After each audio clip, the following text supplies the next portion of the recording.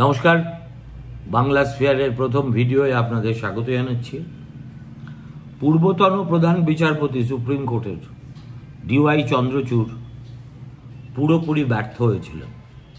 শুধু তাই নয়, আজকে যে এত সমস্যা চতুর্দিকে মাথাচাড়া দিচ্ছে, সেই প্যান্ডোরার বাক্সটি স্রেফ অকারণে তিনি নতুন করে খুলে দেওয়ায় এই বিপত্তি। আগামীকাল সুপ্রিম কোর্টে যে শুনানি শুরু হচ্ছে, তাতে নতুন প্রধান বিচারপতি সঞ্জীব খান্নার সামনে ইতিহাসে তার নাম স্মরণীয় করে রাখার একটা সুবর্ণ সুযোগ আসছে। দেখা যাক তিনি তার কাকা HR খান্নার মতো সত্যি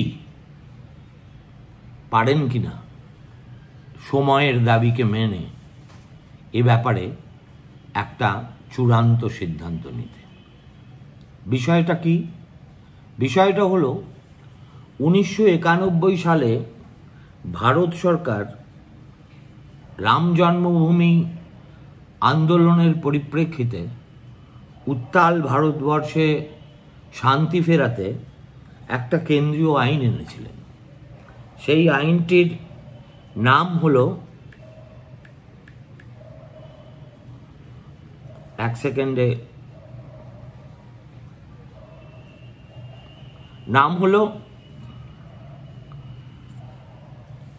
places of warship special provisions act 1991।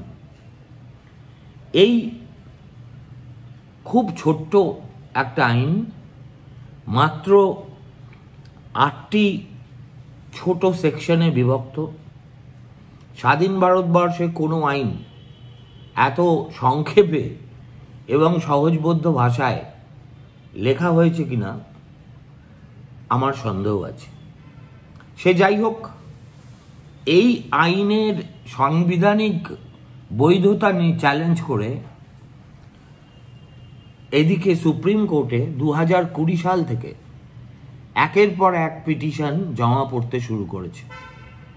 তার নিষ্পত্তি করার জন্য এতদিন পরে সঞ্জীব খান্না ঠিক করেছেন 2 সহ বিচারপতিকে নিয়ে তিনি আগামীকাল থেকে এই মামলা শুনবেন এবং শুনে তারপর সুপ্রিম কোর্ট যা রায় দেবার দেবে। এই যে প্যান্ডোরার বাক্স ডিওয়াই চন্দ্রচূড় খুলে দিয়েছিলেন কিভাবে, আমি তাতে পরে আসছি। কিন্তু আমাকে যদি জিজ্ঞেস করেন, তাহলে ভারতবর্ষের সবচেয়ে বড় আপদ বিপদ বা আগামী দিনে আবার সম্প্রদায়ে আপোষের লড়াইয়ের যে সম্ভাবনার ক্ষেত্র তৈরি হয়েছে, সেই সম্পর্কে এখন থেকেই সতর্ক না হলে আমাদের সামনে কিন্তু খুব খারাপ সময় আসছে। সে কথা RSS এর সঙ্গপ্রধান নিজেই একাধিকবার বিভিন্ন জনসভায় তার মতো করে ব্যক্ত করেছেন এবং সাবধান করে বলেছেন যে প্রত্যেকটা মসজিদের তলায় একটা করে শিবলিঙ্গ খোঁজার কোনো মানে হয় না। কিন্তু এতৎসত্ত্বেও দেশে একটা আইন থাকা সত্ত্বেও, সারসাং চালকের এই ধরনের সাবধানবাণী বারবার উচ্চারিত হওয়া সত্ত্বেও আমরা দেখতে পাচ্ছি যে একের পর এক জায়গায় মসজিদের তলায় হিন্দুদের কোনো ধর্মস্থান বা মূর্তি বা দেবদেবীর মূর্তি পাওয়া যাচ্ছে বলে দাবি করে তলার লেভেলের কোর্টে গিয়ে সার্ভে করার, জরিপ করার, সমীক্ষা চালানোর ইত্যাদির অনুমতি নেওয়া হচ্ছে। তার ফলে একদিকে যেমন সেই অঞ্চলের সাম্প্রদায়িক সম্পর্ক দারুণভাবে বিঘ্নিত হচ্ছে, অন্যদিকে তেমনি ভারতবর্ষের একটা সর্বসম্মত আইন, যার বৈধতা এই সুপ্রিম কোর্টই 30 বছর আগে মেনে নিয়েছিল, তাকে বৃদ্ধাঙ্গুষ্ঠ দেখিয়ে এই ধরনের ধ্যাষ্টামি একের পর এক চলছে, অথচ কেউ সেটা বন্ধ করার চেষ্টা করছে না, এর চাইতে দুর্ভাগ্যজনক আর কিছু হতে পারে না।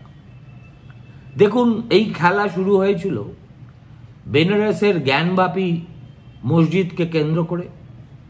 তারপরে কৃষ্ণ জন্মভূমি নিয়ে তো একটা দাবি বহুদিন আগে থেকেই আছে।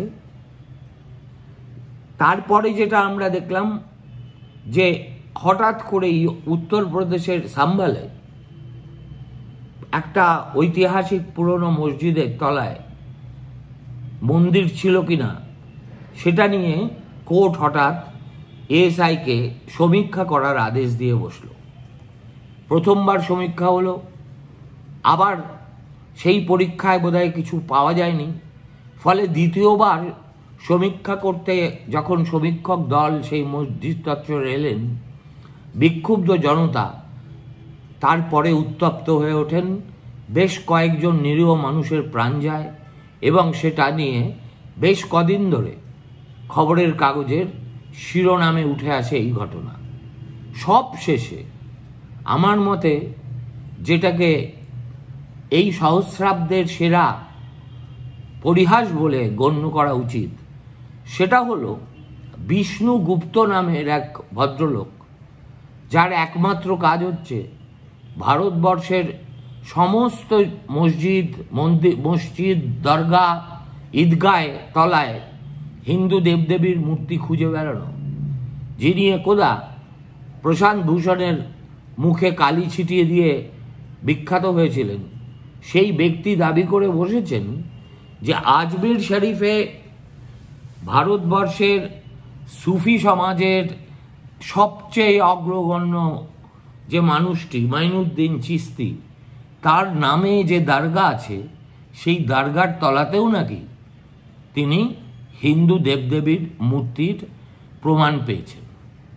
এবং সেখানেও যাতে সমীক্ষা চালানো হয়, রাজস্থানের নিম্নতর আদালতে সেই মর্মে আবেদনও করা হয়েছে। এই সব ঘটনার পরিপ্রেক্ষিতে আগামীকাল থেকে সুপ্রিম কোর্টে শুনানি শুরু হচ্ছে 1991 সালের ওই আইনটি সাংবিধানিকভাবে বৈধ ছিল কিনা সেটা নতুন করে আরও একবার পর্যালোচনা করার। এখন এই যে আইনটি ছিল, সেই আইনে সেকশন আছে মাত্র 7টি। তার মধ্যে 2টি সেকশনই হচ্ছে, আমাকে যদি বলেন, এই গোটা আইনের প্রাণভোমরা। অর্থাৎ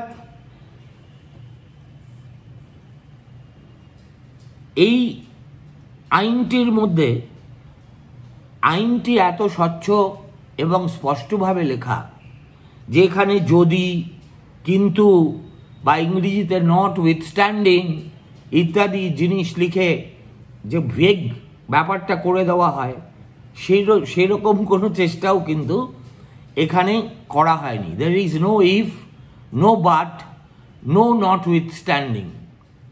একেবারে ক্রিস্টাল ক্লিয়ার আইন, written in very simple, elegant and crisp English. এর মধ্যে তিন নম্বর সেকশন আর 4 নম্বর সেকশন, এই দুটো সেকশনই হচ্ছে সবচেয়ে বেশি রেলিভেন্ট। 3 নম্বর সেকশনে কি বলা আছে? বলা আছে bar of conversation of places of worship.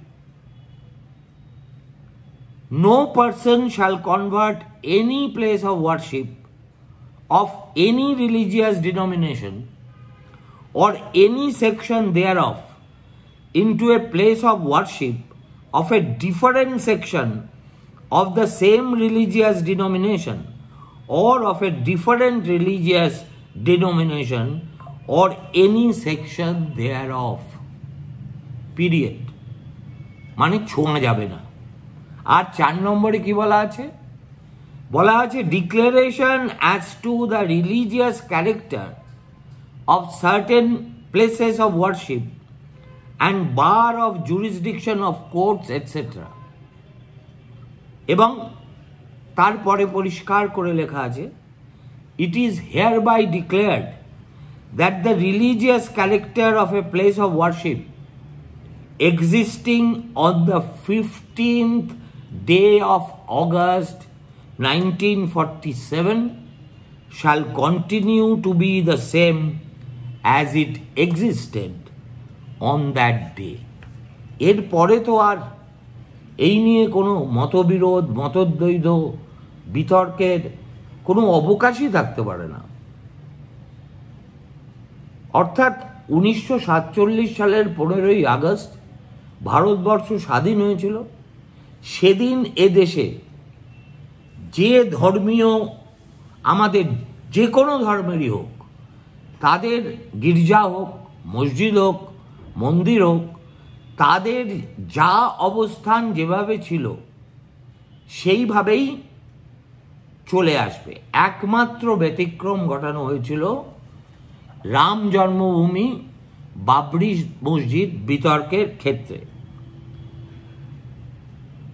এবং যেহেতু সেখানে দীর্ঘদিন ধরে একটা আইনি বিরোধ, তার সঙ্গে সাম্প্রদায়িক দাঙ্গা, তার সঙ্গে অনেক রক্তাক্ত ইতিহাস জড়িত হয়ে পড়েছিল, অতএব ভারতীয় সংসদ মনে করেছিল যে এই বিবাদাস্পদ বিষয়টিকে একমাত্র ব্যতিক্রম হিসেবে এই আইনের অন্তর্ভুক্ত করা হচ্ছে না।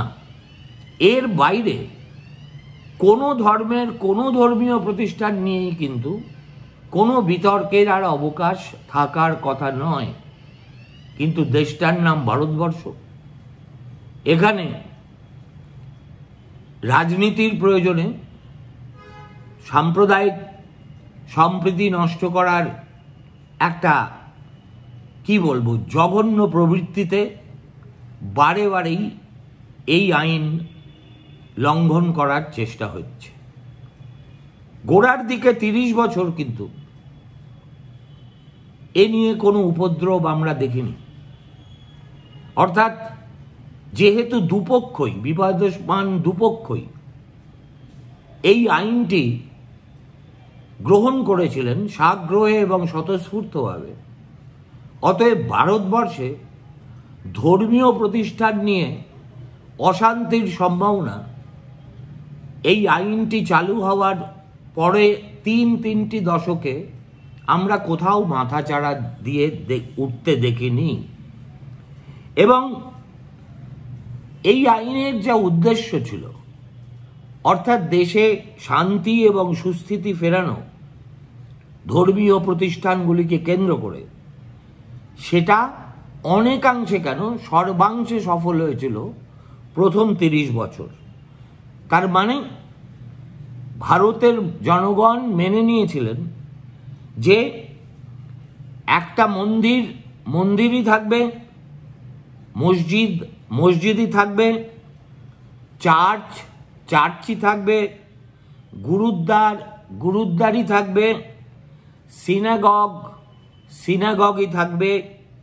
এছাড়া আর যত রকম ধর্মের যত ধর্মীয় স্থান আছে 1947 সালের 15ই আগস্ট তাদের যে চেহারা ছিল, যে চরিত্র ছিল, যে অবস্থান ছিল, তা থেকে কোনো রকম বদল করা চলবে না।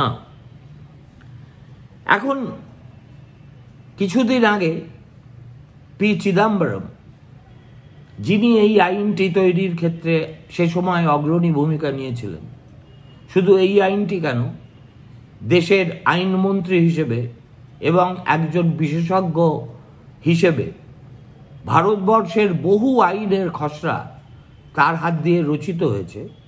তিনি খুব সম্প্রতি দেখলাম ইন্ডিয়ান এক্সপ্রেসে একটি নিবন্ধে লিখেছেন যে দুর্ভাগ্যজনকভাবে এই আইনের লঙ্ঘন কে কোথায় কিভাবে করছে এবং তাদের বিরুদ্ধে কি ব্যবস্থা নেওয়া হলো তা নিয়ে ওই 1991 সালের পরে যতগুলি সরকার গঠিত হয়েছে ভারতবর্ষে, তারা কেউ সেভাবে মনোযোগী হয়নি। সেটা তিনি কোথায় থেকে জানতে পারলেন? তিনি জানতে পারলেন পার্লামেন্টের একটা রিসার্চ ফ্যাসিলিটি আছে, যাকে সংক্ষেপে বলা হয় PRISM, পার্লামেন্টারি রিসার্চ ফ্যাসিলিটি, সেখানে বারবার প্রশ্ন করেও কোনো রকম সদুত্তর পাওয়া যায়নি যে এই আইন লঙ্ঘন করার কারণে গত 30 বছরে কাউকে অ্যারেস্ট করা হয়েছে কিনা বা কারুর বিরুদ্ধে আইনগত ব্যবস্থা নেওয়া হয়েছে কিনা।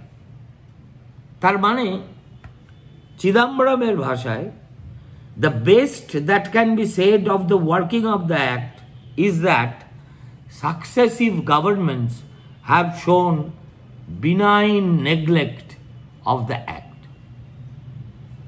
হলো এ পর্যন্ত সবই ঠিক আছে। হঠাৎ 2020 সালের 28শে অক্টোবর সুপ্রিম কোর্টে একটি রিট পিটিশন ফাইল করা হলো। সেই রিট পিটিশনের বক্তব্য কী ছিল? বক্তব্য ছিল 1991 সালের এই যে সর্বসম্মতভাবে গৃহীত আইন, সেই আইনের 2 নম্বর, 3 নম্বর এবং 4 নম্বর ধারাকে বাতিল করে বলে গণ্য করতে হবে। কেননা এই যে প্লেস অফ ওয়ারশিপ এর মধ্যে এই আইনের আওতায় চলে আসছে, তারা সব সেগুলো তৈরি হয়েছিল কারা? বারবারিক ইনভেডার্স আমাদের দেশে এসে এই ধর্মীয় প্রতিষ্ঠানগুলি তৈরি করেছিল। সুতরাং এই আইনের কোনো সাংবিধানিক বৈধতা থাকতে পারে না। বিশেষ করে সেকশন 3 and 4, যেটাকে একটু আগেই আমি এই আইনের একেবারে কোর হিসেবে চিহ্নিত করলাম, সেটাকেই উড়িয়ে দেওয়ার দাবি নিয়ে পিটিশন ফাইল করা হলো। এখন এই সেকশনের, এই আইনের ভিতর থেকে যদি সত্যি সেকশন 3 এবং সেকশন 4 বাদ চলে যায় বা কোনো রকমভাবে এগুলো সংশোধিত হয়, তাহলে কিন্তু এই আইন সম্পূর্ণভাবে অর্থহীন হয়ে যেতে বাধ্য। এখন সুপ্রিম কোর্টে যারা পিটিশনটি দাখিল করলেন, তারা বললেন যে এই যে আইনের এই ধারাগুলি, এগুলি নাকি ভারতীয় সংবিধানের 14, article 14, 15, 21, 25, 26 of the Indian constitution, এগুলোকে লঙ্ঘন করছে। আপনাদের বোর করব না বলে আমি এই আর্টিকেলগুলোতে কি লেখা আছে তার বিস্তারিত বিবরণে যাচ্ছি না। এখন প্রশ্ন হলো, ওই যে পিটিশনার, তিনি তার পিটিশনে লিখলেন যে this places of worship were illegally made by the barbaric invaders. অর্থাৎ যেসব ভারতবর্ষ আক্রমণকারী যেসব বর্বর শক্তি ভারতে ঢুকেছিল, অর্থাৎ মোগল, তার আগে সুলতানি আমল, তাদের হাতে তৈরি হয়েছে এই সব ধর্মীয় স্থান। অতএব এগুলো সব ইনভ্যালিডেট করে দিতে হবে। সত্যি কথা বলতে কি, এই যে দাবিগুলি রিট পিটিশনে রাখা হলো, সেক্ষেত্রে যিনি এই দাবিগুলো রাখছেন তার উদ্দেশ্যটা কি সেটা বুঝতে কোনো অসুবিধে হওয়ার কথা ছিল না। কেননা তিনি পিটিশনের ছত্রে ছত্রে কোন ধর্মাবলম্বী নিজে এবং কোন ধর্মের বিরুদ্ধে তার বিষোদ্গার সেটা পরিষ্কার করে দিয়েছিলেন। এবং তিনি বলেছেন শেষ পর্যন্ত এই পিটিশনে, তার চূড়ান্ত লক্ষ্য হচ্ছে যে ভারতবর্ষে হিন্দু, জৈন, বুদ্ধিস্ট এবং শিখেদের যেখানে যত ধর্মীয় প্রতিষ্ঠান ছিল, অর্থাৎ এই বারবারিক ইনভেডাররা আসার আগে, সেগুলিকে আবার সসম্মানে তাদের স্বস্থানে পুনর্নির্মিত করাটাই হচ্ছে তার জীবনের লক্ষ্য। এই রিট পিটিশনটা সুপ্রিম কোর্টে পেন্ডিং হয়ে আছে 2020 সাল থেকে। 2024 সাল হয়ে গেল, এখনো পর্যন্ত এর শুনানি শুরু হলো না। এবার আসুন 2023-এ চন্দ্রচূড় সাহেব যখন প্রধান বিচারপতির পদে একেবারে গ্যাঁট হয়ে বসেছেন, তখন সুপ্রিম কোর্ট হঠাৎ একটা স্পেশাল লিভ পিটিশন অ্যাকসেপ্ট করে নিল। সেই পিটিশনটা করেছিল কে? কমিটি অফ ম্যানেজমেন্ট আঞ্জুমান ইন্তেজামিয়া মসজিদ বারাণসী, অর্থাৎ একটি মুসলিম সংগঠন যাদের সঙ্গে এই জ্ঞানবাপী বিশ্বনাথ মন্দিরের যে বিবাদ, তার একটা পক্ষ। তারা কেন করলেন? SLP challenge the order dated 3rd August 2023 of the High Court of Allahabad। প্রাথমিকভাবে এই মামলাটি গিয়েছিল ডিস্ট্রিক্ট জাজের কাছে।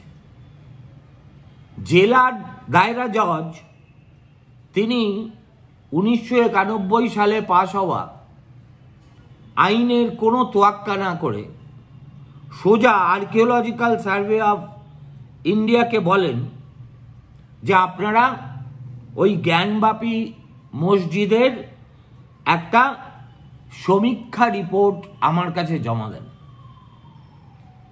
সেই সিদ্ধান্তের প্রতিবাদে এই কমিটি প্রথমে হাইকোর্ট অফ এলাহাবাদে যায়। হাইকোর্ট সেই অ্যাপিল ডিসমিস করে দেয় এবং এমন একটা অবস্থায়, অসহায় অবস্থায়, এই কমিটি সুপ্রিম কোর্টের দ্বারস্থ হয় এবং একটা স্পেশাল লিভ পিটিশন ফাইল করে। সুপ্রিম কোর্ট কি করল? সুপ্রিম কোর্ট 2023-এর 4ই আগস্ট একটা আদেশ জারি করে বলল, we are unable to differ with the view of the high court. মানে এই যে হাইকোর্ট আবেদনকারীদের আবেদন খারিজ করে দিয়েছে, ভারতবর্ষের সুপ্রিম কোর্ট বলছে যে আমরা তার সঙ্গে ভিন্ন মত পোষণ করতে পারছি না। কেন পারছি না? particularly while exercising the jurisdiction under Article 136 of the Constitution and recorded the submission of the Solicitor General that the entire process shall be concluded by any non-invasive methodology that may be adopted by ASI। সংক্ষেপে বাংলায় বলতে গেলে ASI সমীক্ষা করতে পারে district কোর্টের এহেন একটি বেআইনি সিদ্ধান্ত সুপ্রিম কোর্টে চন্দ্রচূড়ের বেঞ্চ তাকে সম্পূর্ণ বৈধতা দিয়ে দিল। এবার এখান থেকেই শুরু হলো প্যান্ডোরার বাক্স খুলে যাওয়া। এবং কোর্ট একবারও জিজ্ঞেস করল না যে এই যে সিভিল স্যুট যেটা 2022 সালে ডিস্ট্রিক্ট কোর্টে জমা পড়েছিল, সেই স্যুটটা যারা জমা করেছেন তাদের পিছনের উদ্দেশ্যটা কি? তারা যে বলছেন যে জ্ঞানবাপী মসজিদের তলায় নাকি আগে নিয়মিত পুজো আর্চা হতো এবং সেখানে একটি শিবলিঙ্গ আছে, এই সব দাবি যে তারা করছেন, এর পিছনে তাদের মতলবটা কি? এটা ডিস্ট্রিক্ট কোর্ট জিজ্ঞেস করেনি, হাইকোর্ট জিজ্ঞেস করেনি, সুপ্রিম কোর্টও জিজ্ঞেস করল না। তার মানে কি? তার মানে দাঁড়ালো যে প্লেনটিফ অর্থাৎ আবেদনকারী তাদের যে দাবি যে আমাদের ওই মসজিদের ভিতরে পুজো অর্চনা করার অধিকার দিতে হবে, সেটা এক ধরনের বৈধতা পেয়ে গেল। এখন তাদের যদি এই দাবি সত্যিকারের মেনে নিতে হয়, তাহলে অংশত অন্তত ওই যে ঐতিহাসিক মসজিদ আওরঙ্গজেবের আমলে তৈরি হয়েছিল, অংশত সেটা তো একটা মন্দিরে পর্যবসিত হতে বাধ্য। এবং তা যদি হয়, তাহলে সেটা এই 1991 সালের আইনের সেকশন 3 এবং 4 একেবারে চূড়ান্ত অবমাননা বলে পরিগণিত হবে। একবার যেই সুপ্রিম কোর্ট এই এসএলপি গ্রহণ করলো এবং যারা আবেদন করেছিল তাদের মতলব, উদ্দেশ্য ইত্যাদি নিয়ে কোনো প্রশ্নই তুলল না, তারপর থেকে তো একের পর এক এইরকম ঘটনা ঘটতে শুরু করেছে। সুপ্রিম কোর্টের কি করা উচিত ছিল? দেখুন, আমি এই কিছুদিন আগেই সুপ্রিম কোর্টের আরেক প্রধান বিচারপতি বা আহমদির একটা স্মারক বক্তৃতায় রোহিংটন নারিম্যানকে বলতে শুনলাম, সেই ভিডিওটি আমার কাছে আছে, আপনারা চাইলে আমি সেটা শেয়ার করতে পারি। সেখানে তিনি পরিষ্কার করে বলছেন যে রাম মন্দিরের অস্তিত্ব না থাকা সত্ত্বেও অযোধ্যায় বাবরি মসজিদের ওই জমিটি হিন্দুদের হাতে তুলে দেওয়া হয়েছিল। এর চেয়ে বড় ট্র্যাভেস্টি অফ জাস্টিস আর কিছু হতে পারে না। কিন্তু বাইগন ইজ বাইগন। এই মুহূর্তে সুপ্রিম কোর্টের সামনে যে পিটিশনগুলো বা স্যুটগুলো পড়ে আছে,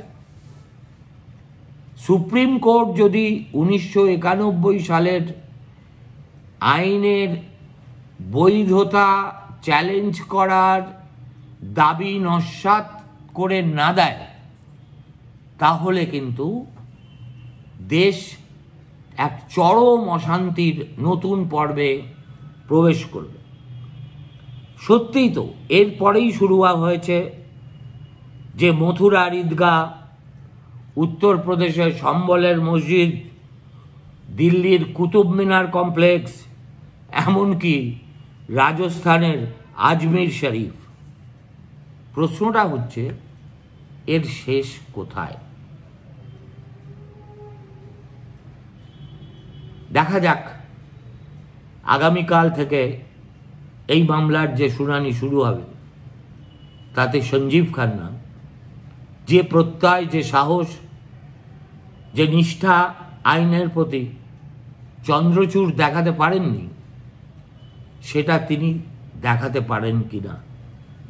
যদি পারেন, তার কাকার মতোই সঞ্জীব খান্নার নামও ইতিহাসে সোনার অক্ষরে লেখা হয়ে থাকবে। আর না পারলে ওই জব্বলপুর এডিএম এর কেসে যে ঘটনা ঘটেছিল এবং যার নিন্দা আজ পর্যন্ত করা হয়, হেভিয়াস কর্পাসে মানুষের আত্মরক্ষার অধিকার কেড়ে নিয়েছিল সুপ্রিম কোর্ট,